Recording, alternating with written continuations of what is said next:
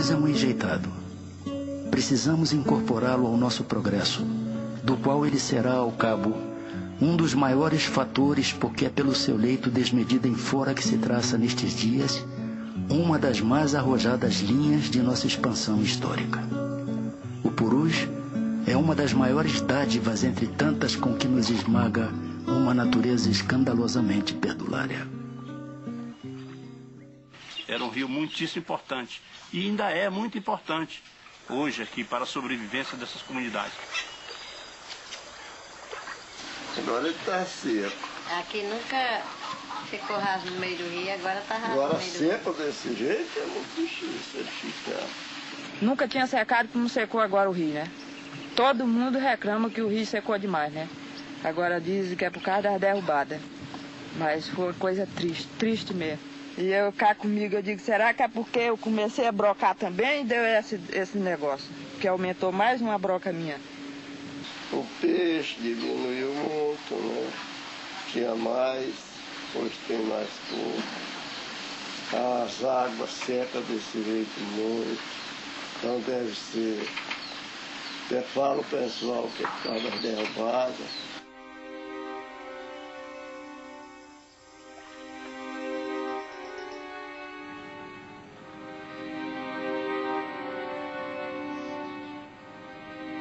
O rio hoje ele foi muito assoreado pelas derrubadas, não é? Bancos de areia hoje tem com muito mais do que antes. A mais seca do rio foi essa. Nem praia aqui, durante o tempo que eu estou aqui, não deu essa praia para cá não. Esse ano foi que deu para ele.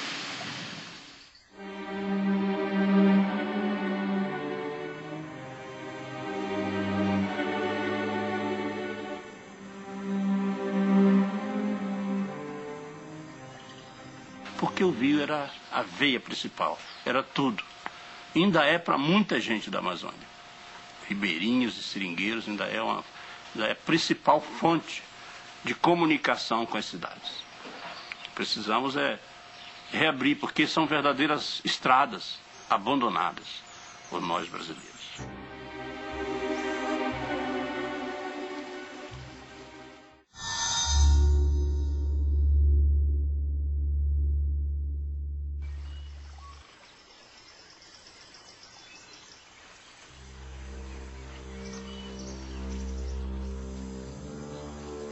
A impressão dominante que tive, e talvez correspondente a uma verdade positiva, é esta. O homem ali é ainda um intruso impertinente. Chegou sem ser esperado nem querido, quando a natureza ainda estava arrumando o seu mais vasto e luxuoso salão. A literatura científica amazônica, amplíssima, reflete bem a fisiografia amazônica. É surpreendente, preciosíssima, desconexa. Quem quer que se abalance a deletreá-la, ficará ao cabo desse esforço bem pouco além do limiar de um mundo maravilhoso.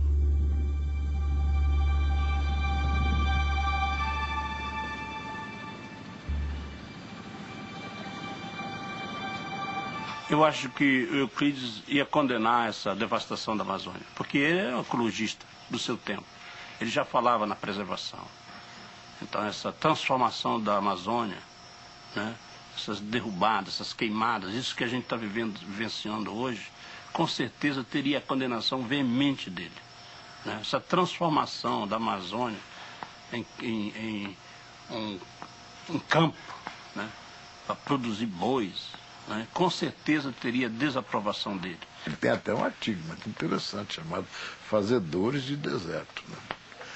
Em que ele percebe que a ecologia, não emprega esse termo, não, mas que o ecossistema amazônico é extremamente delicado.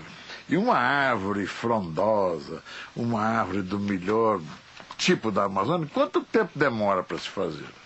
Alguns séculos, né?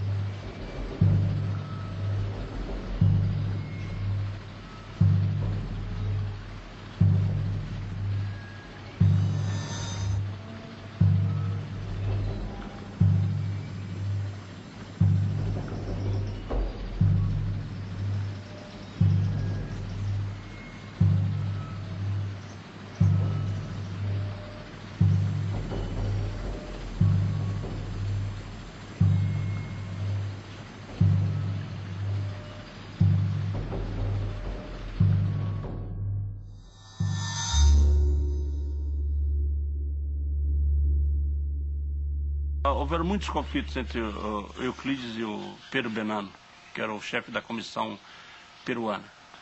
O Euclides reclamava de um patriotismo exacerbado do próprio Benano, né?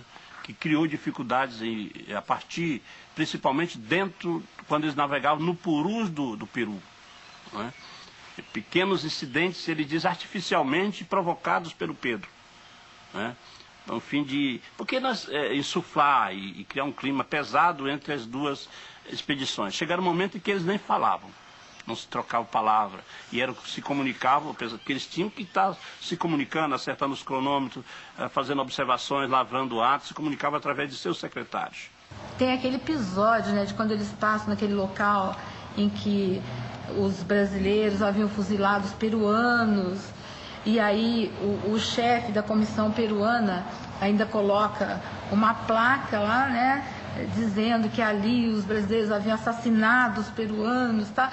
Euclides se sente extremamente desconfortável com aquilo. Havia um cemitério e que o Benano permitiu, um cemitério com 5 covas rasas, e ali ele permitiu que fosse colocada uma placa dando os nomes das pessoas ali sepultadas e dizendo que haviam sido assassinadas por bandoleiros brasileiros, bandidos brasileiros.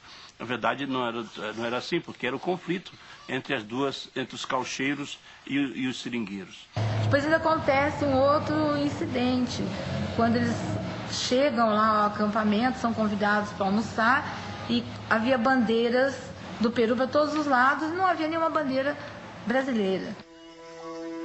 Notado este fato, pensei em retirar-me e aguardava a primeira oportunidade para o fazer, sem alarde ou escândalo, quando observei, entre as ramagens que decoravam as paredes de pachuba da sala do festim, algumas folhas de palmeiras, cujas faces internas de um amarelo muito intenso contrastavam no verde do resto da folhagem. Era uma solução à atitude contrafeita que me impuseram.